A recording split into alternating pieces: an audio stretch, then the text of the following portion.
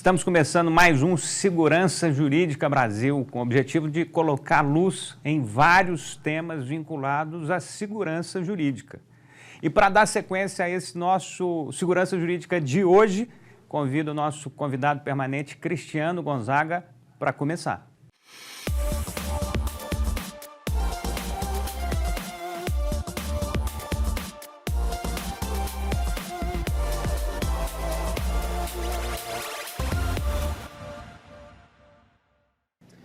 Obrigado, Gustavo, pelas palavras a mim dirigidas.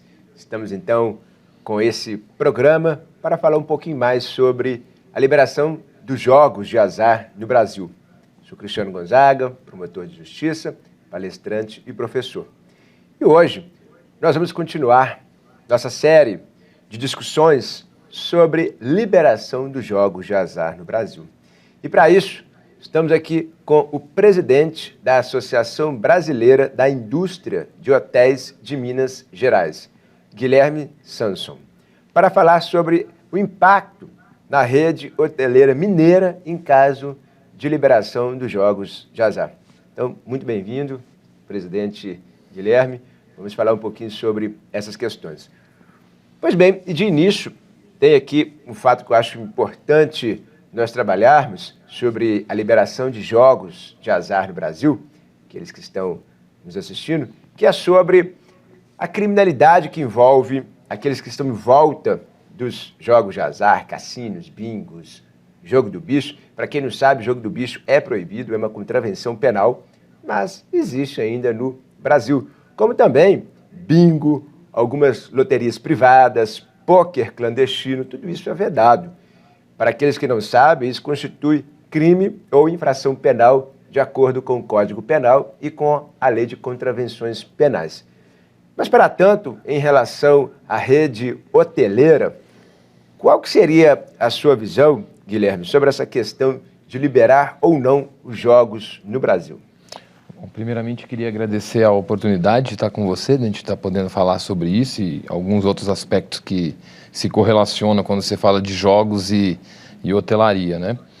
Bom, primeiramente, se a gente retrocedermos no tempo e na história dos jogos no Brasil, em outros momentos, né, na década de 1940, 1950, a gente teve a liberação dos jogos no Brasil, inclusive em várias cidades do Brasil, como Rio de Janeiro e algumas até de Minas Gerais, tínhamos, né, cassinos aqui instalados. O que eu traria de paralelo que houve nesse interim é uma, como você mesmo citou, é uma clandestinidade nos jogos aqui, talvez uma inobservância dessa situação, e optou-se, né, aí legalmente, né, através das leis, em não ter essa liberação no Brasil. Mas em vários países do mundo, essa prática ela vem sendo uma coisa rotineira e habitual, e com a observância não só da lei, mas da atuação da legislação através do poder público em cima dessas casas e desse tipo de jogos. Muito bem.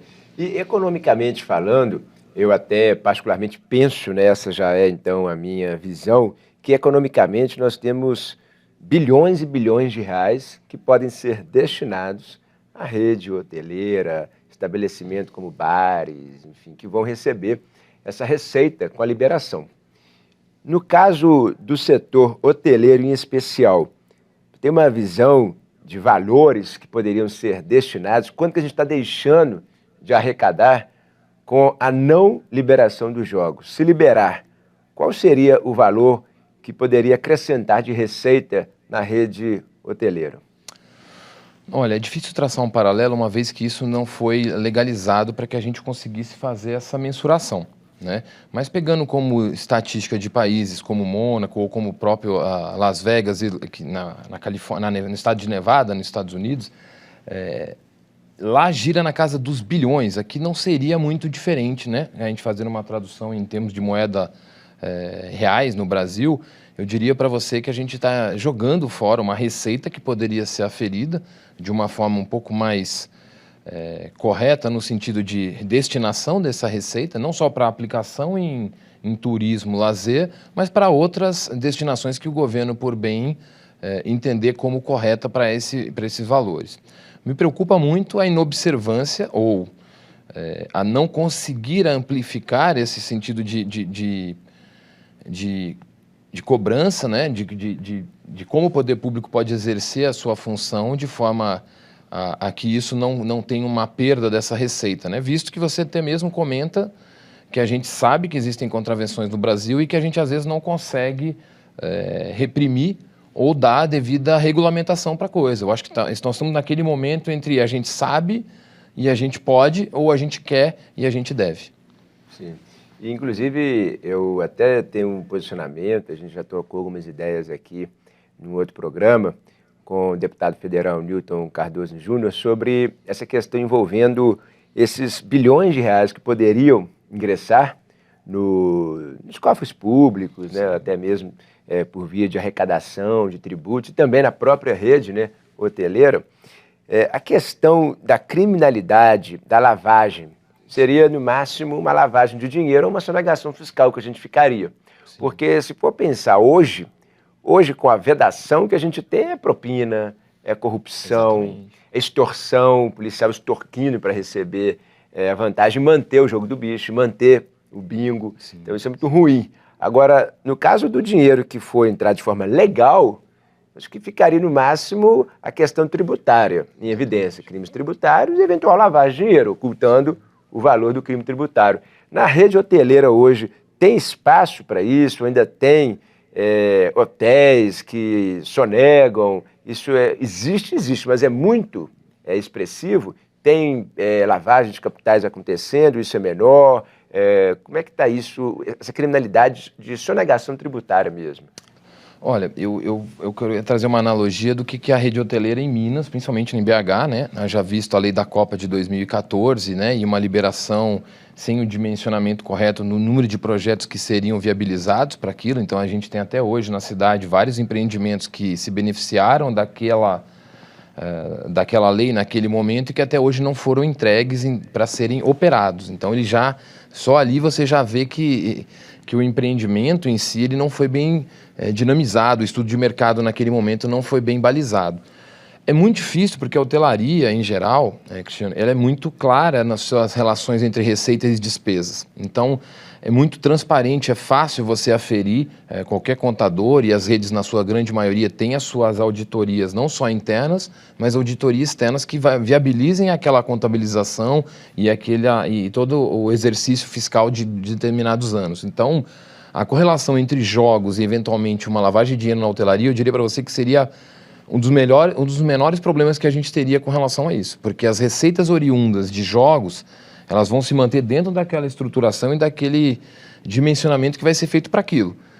Em paralelo, a gente vai ter as hospedagens que seriam geradas, e aí sim, um movimento para que se atenda o que a legislação preconizar na época, então provavelmente eles vão dinamizar ou liberar a criação de um cassino atrelado a um empreendimento que tenha um viés, que nem a gente comentou um pouquinho antes aqui, de um resort localizado em uma determinada cidade que tenha que ter alguns critérios que serão estabelecidos até pelo próprio governo. Então, eu acredito que haverá uma mobilização, sim, de empreendedores para que atendam as prerrogativas legais para se construir ou para se adaptar os empreendimentos para esse novo momento que surge ali como uma grande...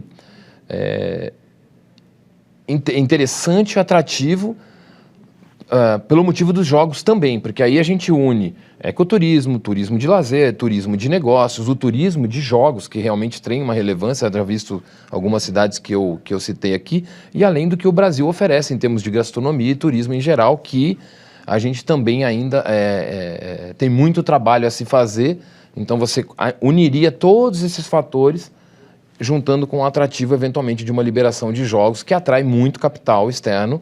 É muita gente que viria, você tem uma estatística já sobre esses aspectos, de pessoas que se deslocam ou vão para países no qual a prática é legalizada.